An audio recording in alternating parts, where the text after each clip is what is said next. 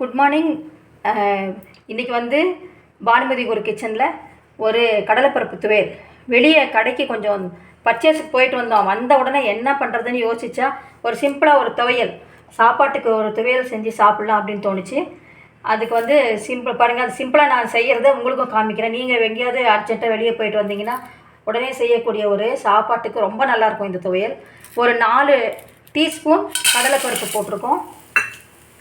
இது வந்து சாதத்துக்கு ஒரு அரை ஸ்பூன் நல்லெண்ணெய் விட்டுட்டு சாப்பிடும்போது ரொம்ப பிரமாதமாக இருக்கும். கடலைப்பருப்பு 4.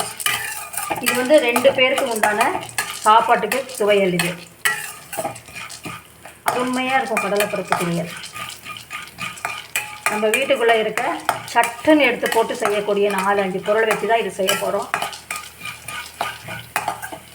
கொஞ்சம் நல்லா செவக்கட்டும். செவக்கும் போதே நம்ம கொஞ்சம் இதுக்கு பெருங்காய பொடி போட்டுக்கலாம். இங்கு பெருங்காயம் ஒரு அரை ஸ்பூன் போட்டாச்சு.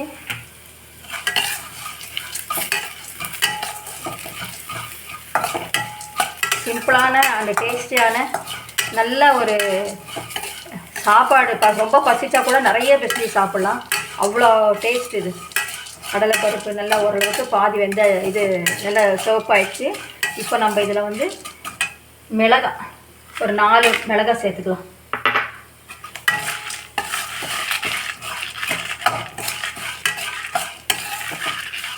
மிளகாயை போட்டாச்சு. இதில் வந்து 2 நார்மல் நம்ம வீட்டில் யூஸ் பண்ணுற மிளகாய். இது வந்து 2 காஷ்மீரி சில்லி மிளகாய் ஆட் பண்ணியிருக்கேன். டேஸ்ட்டு வந்து அது டேஸ்ட்டும் கொடுக்கும், ப்ளஸ் வந்து காரம் கொஞ்சம் ரொம்ப எடுத்து காட்டாது, கொஞ்சம் கம்மியாக இருக்கும் காரம். நல்லா செவந்துச்சு. இப்போ வந்து நல்லா கருவேப்பிலை பாருங்கள், நல்லா இவ்வளோ போட்டுக்கலாம். நல்லா ஒரு 2 கொத்து கருவேப்பிலை.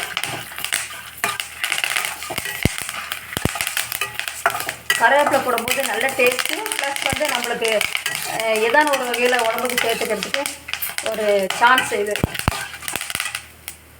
போட்டாச்சு. இப்போ வந்து பாருங்கள், கல்லுப்பு ஒரு ஸ்பூன் கல்லுப்பு போட்டாச்சு.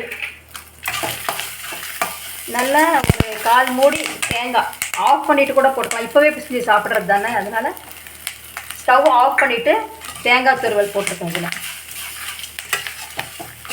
ஏன்னா நம்ம இப்போவே காலி பண்ணிட போகிறோம், அதனால் ரொம்ப தேங்காய் வறுக்கணுன்றதில்ல. ஒரு பச்சை தேங்காயை ஓரளவுக்கு இருந்தால் தான் அது வந்து ரொம்ப நல்லாயிருக்கும் டேஸ்ட்டு. அவ்வளோதான், தேங்காவை போட்டு இப்போ நான் ஸ்டவ் ஆஃப் பண்ணிட்டேன். இப்போ வந்து இதை நல்லா ஆற விட்டு அரைச்சிக்கலாம். இது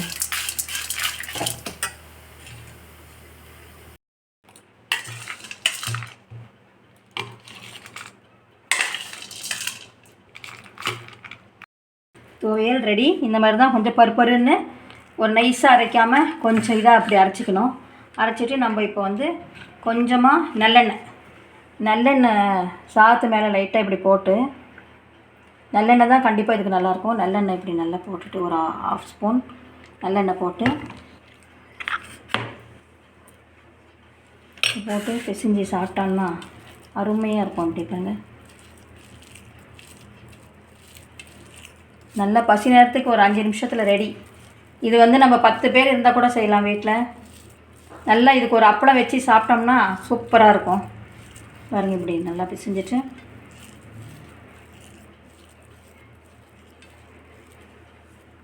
அந்த மாதிரி